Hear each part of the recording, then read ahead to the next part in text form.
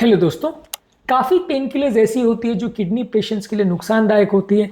इसलिए जब कभी किसी व्यक्ति को किडनी की प्रॉब्लम है, उसको अगर दर्द चालू हो जाए तो अपने आप में बड़ा प्रॉब्लम हो जाता है कि कौन सी पेन किलर्स दी जाए, कौन सी उसके लिए सेफ है, कौन सी उसके लिए अनसेफ है। इस इंपॉर्टेंट इशू को आज एड्रेस करेंगे। किडनी पेशेंट्स में पेन किलर्स कौन सी यूज़ करनी चाहिए, कौन सी नहीं, क्या इसके कारण है और कौन सी मेडिसिन से क्या फ़ायदे नुकसान होते हैं, इस पर आज हम बात करेंगे। टॉपिक पर जाने से पहले जो लोग हमारे चैनल पर नए हैं उन्हें रिक्वेस्ट करूँगा कि चैनल को सब्सक्राइब करें, वीडियोस को लाइक करें, शेयर करें, फॉलो करें, कमेंट करें, पूरा देखें। ये एक प्रैक्टिकल और एक्सक्लूसिव टॉपिक है जो आपको शायद ही और किसी और चैनल पर मिले, इसलिए इसे एंड तक देखिएगा। इसमें हम बात करेंगे अलग अलग तरह के पेन किलर्स और किडनी में कौन सी सेफ है, कौन सी नहीं, और उनको हमें यूज़ करना चाहिए या नहीं। इन सारी चीज़ों पर हम डिस्कशन करेंगे। इसको एंड तक देखिएगा। चलिए शुरू करते हैं इंपॉर्टेंट वीडियो।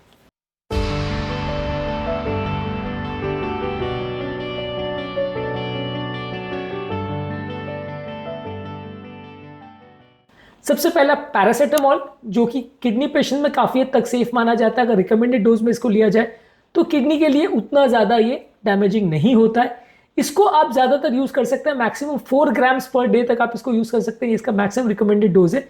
ये लिवर के लिए ज़्यादा नुकसानदायक है, किडनी के लिए उतना नहीं। लेकिन हाँ, अगर किसी को किडनी का ऑलरेडी बहुत ज़्यादा इंपेयरमेंट और किडनी फंक्शन ऑलरेडी खराब है तो थोड़ा कम डोज, मैक्सिमम 4 ग्राम के बदले आप मे बी 2 या 3 ग्राम पर रिस्ट्रिक्ट कर तो ज़्यादा अच्छा है। किडनी के लिए सेफ है, लेकिन अपने आप में इसमें प्रॉब्लम यह है कि बहुत वीक पेन किलर है। तो ज़्यादातर अगर किसी को सीवियर पेन होगा तो इसमें उतना ज़्यादा फायदा नहीं मिलेगा और आपको फीवर तो सबसाइड भले हो जाए व्यक्ति का, लेकिन दर्द में उतनी राहत नहीं मिलेगी। तो ये पेन किलर तो है लेकिन बहुत माइल्ड है। बहुत माइल्ड तरह के पेन या हेडेक्स के लिए यूज़ कर सकते हैं, लेकिन सीवियर प्रॉब्लम्स के लिए इसको ज़्यादा यूज़ नहीं कर सकते क्योंकि उतनी ज़्यादा स्ट्रॉन्ग नहीं है। इसके अलावा non steroidal anti inflammatory drugs, इनको किडनी पेशेंट में रिकमेंड नहीं करते। ज़्यादातर ये किडनी का ब्लड फ्लो रिड्यूस करते हैं जिससे फर्दर किडनी डैमेज होता है। इसमें आइबुप्रोफेन, नेप्रोक्सिन और डाइक्लोफेनाक ये ज़्यादातर कॉमन मेडिसिन मानी जाती है।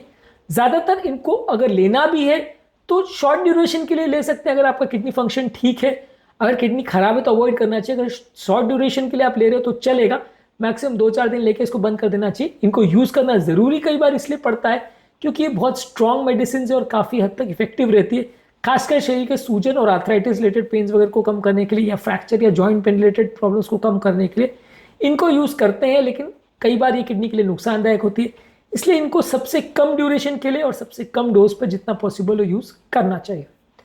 इसके अलावा ओपियोइड्स, ये ग्रुप ऑफ मेडिसिन ज़्यादातर किडनी पेशेंट में सेफ होती है। इसमें ज़्यादातर कुछ मेडिसिन जैसे फेंटेनिल और मिथाडोन, जिनका उतना रीनल क्लियरेंस नहीं है और ये किडनी पेशेंट्स के लिए सेफ मानी जाती है। इसके अलावा ऑक्सीकोडोन और हाइड्रोक्सीमोरफोन जो है, ये थोड़ा सा किडनी क्लियरेंस होता है इनका, इसलिए ये किडनी पेशेंट में उतनी ज़्यादा सेफ नहीं है। तो ये मेडिसिन ज़्यादातर यूज़ करते हैं। इसमें ज़्यादातर ट्रामाडोल या अल्ट्रासेट, ये ज़्यादातर मेडिसिन आती है। ये अच्छी है मेडिसिन, किडनी पेशेंट में काफ़ी हद तक सेफ है और इसको ज़्यादातर यूज़ कर सकते हैं किडनी पेशेंट में। ये पैरासीटामोल से ज़्यादा पोटेंट है, ज़्यादा स्ट्रॉन्ग है पेन कम करने में, और non steroidal anti inflammatory drugs यानी एनएसएड जितनी नुकसानदायक नहीं है। मॉर्फिन और कोडीन जो है ये किडनी पेशेंट में अवॉइड करनी चाहिए क्योंकि ये किडनी वाले पेशेंट में एक्यूमुलेट हो सकती है, टॉक्सिसिटी हो सकती है। ये भी ओपियोइड ग्रुप की मेडिसिन है, ज़्यादा स्ट्रॉन्ग है लेकिन ये एक्यूमुलेट शरीर में हो सकती है, इसलिए इनको किडनी पेशेंट के प्रॉब्लम में यूज़ नहीं करना चाहिए।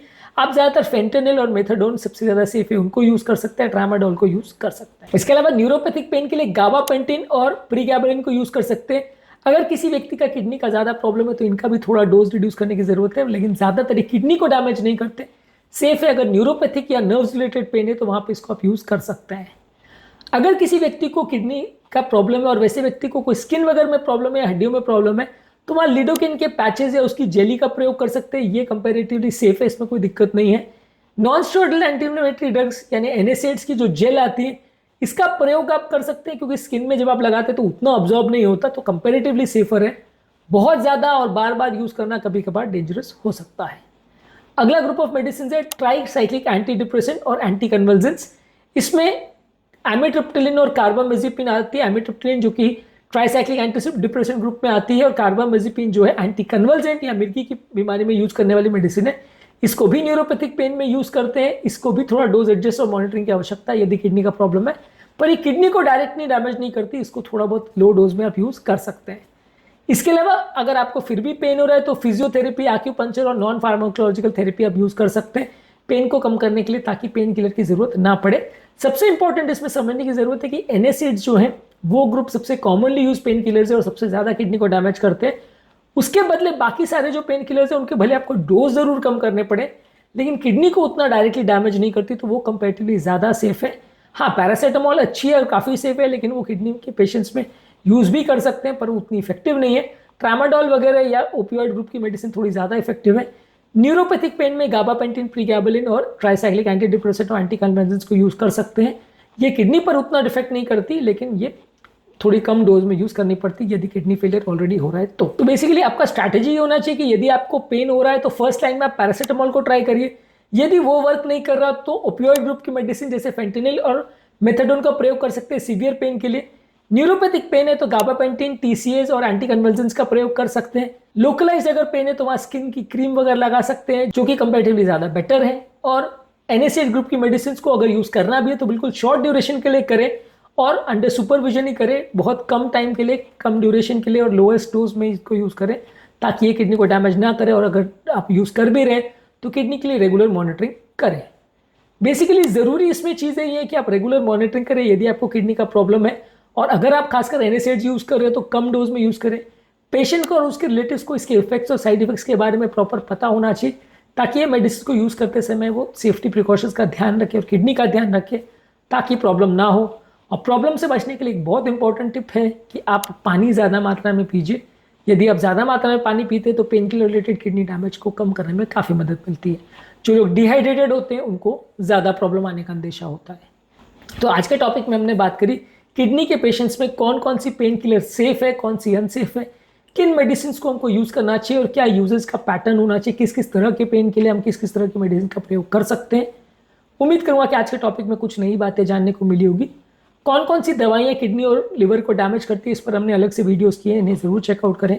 टॉपिक एंड करने से पहले जो लोग हमारे चैनल पर नए हैं उन्हें रिक्वेस्ट करूँगा कि चैनल को सब्सक्राइब करें, वीडियोज़ को लाइक करें, शेयर करें, फॉलो करें, कमेंट करें, पूरा। Thank you.